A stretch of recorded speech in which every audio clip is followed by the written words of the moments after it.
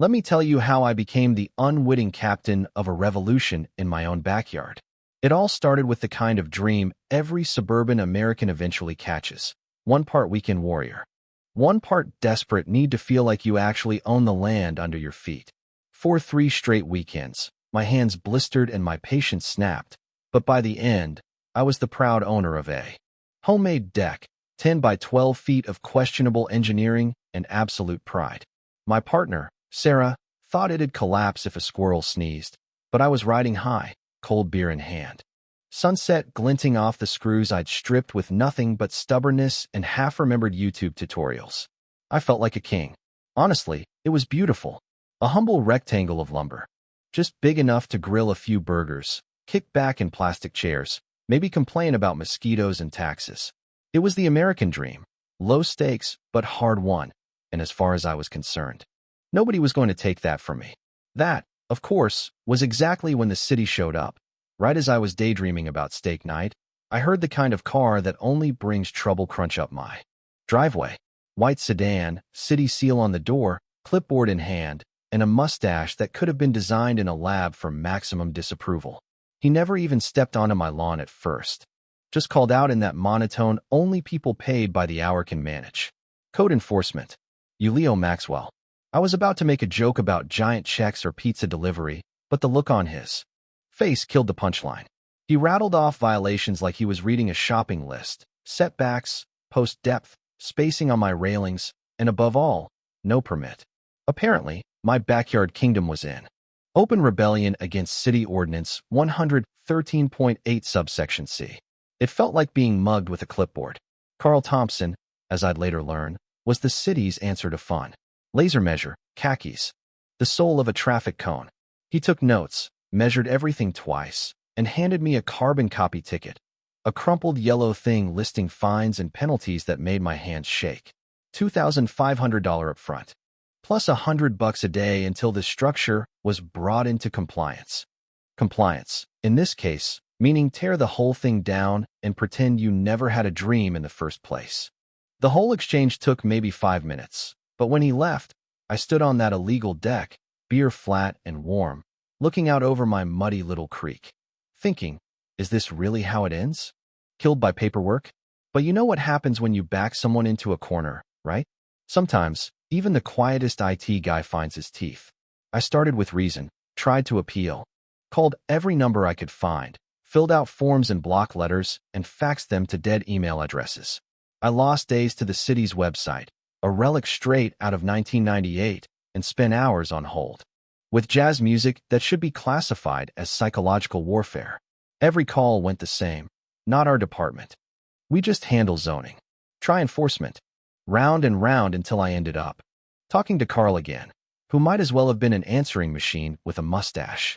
When my appeal finally got a hearing, it was in a basement room that smelled like burnt coffee and lost hope.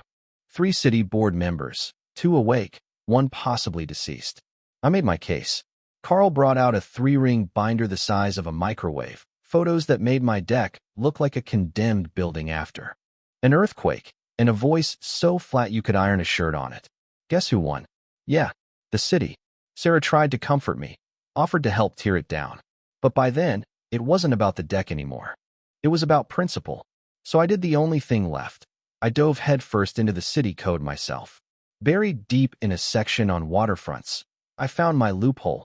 Temporary floating structures, like docks or moving platforms, didn't count as terrestrial structures and weren't subject to setback or permit rules. All I had to do was build a deck that floated. Not a deck, technically, a boat. I spent the next week wading through Craigslist ads for pontoon boats, learning more about moldy vinyl and soft spots than I ever wanted to know.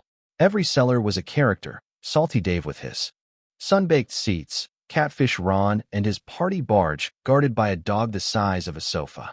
Finally, I met Hank, old-timer, hands like tree roots, and a boat called the Soggy Bottom. It was battered but still floating, and after I told Hank my plan, he laughed until he cried, then sold it to me for $1,000 and delivered it himself. Installing it was a circus, neighbors gawking. Retired engineers shouting advice, mud everywhere, but with enough rope, sweat, and local curiosity, We got the soggy bottom off the flatbed and into the creek. Next up, a removable gangplank. Contractors thought I was nuts until I found Mike and Dave, two tattooed guys who loved any job that stuck it to the man together. We built a rolling ramp that was temporary by every legal definition, with wheels at one end and nothing attached to the house. Launch day was a neighborhood event. Hank grinning, Mike and Dave sweating, Mr. Henderson critiquing our physics. When we finally got the soggy bottom floating, I was a legend in my own zip code.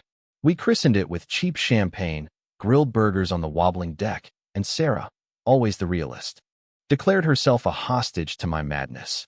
It was the most fun I'd ever had in my own backyard. But not everyone was thrilled. Carol, my next-door neighbor and self-appointed HOA-in-waiting, stormed over demanding to know why there was a boat in my yard. I pointed to the registration stickers and explained the jurisdictional nuance. She sputtered, threatened to call the city. And I just smiled and waved my spatula. Say hi to Carl for me. I called as she retreated in defeat. The calm lasted a week. Then Carl showed up, ready to claim victory, until he saw the boat. The gangplank, the absurd scene I'd constructed. The look on his face, complete system crash. He tried to argue, but there were no forms for illegal backyard navy. Round 2 was city police. They showed up, took one look at my setup, and declared it a civil issue. One even laughed when I pointed out the life vests and suggested the Coast Guard. After that, the city's letters started. Getting creative, unauthorized dock, environmental contamination, even an improper fence because my boat's railings blocked access. I started framing the notices, making a gallery of bureaucratic creativity in my hallway. Then, Hank's nephew at the local news caught wind of the saga. Before long, a reporter was in my backyard, camera rolling, ready for the underdog story of the year. The segment went viral. Man fights City Hall with pontoon boat. Suddenly, I was a meme, the patio boat guy, with Facebook groups and t-shirts and total strangers rooting for me from Germany to Australia. Public opinion flooded City Hall. The city council, caught between ridicule and a rising tide of angry calls, invited me to a special hearing. It was a showdown, Carl with his binder, me with my PowerPoint, local news filming, the mayor sweating bullets. I told my story, laid out my logic, and the crowd had my back. The city blinked. They dropped the fines, offered me a retroactive permit, and asked me to help rewrite the rules for backyard projects. The soggy bottom stayed moored in my creek, now festooned with solar string lights, part monument, part neighborhood landmark. Sarah and I grilled burgers on our legal deck, and sometimes Hank would show up just to toast the flagship of the rebellion. I'd see people slow down in their cars to show their kids the famous floating patio, and every so often, someone in the grocery store would recognize me. Hey, you're the boat guy, right? Looking back, I learned a few things. Sometimes the most logical answer is the most absurd. If you poke a regular person with enough bureaucracy, you might just get a legend instead of compliance. And in a world of ridiculous rules, the right loophole can turn your backyard into a slice of civic history. So tell me, what would you have done in my shoes? Ever fought City Hall and actually won? Drop your own battle stories below, because somewhere out there, someone's building their own soggy bottom, one loophole at a time.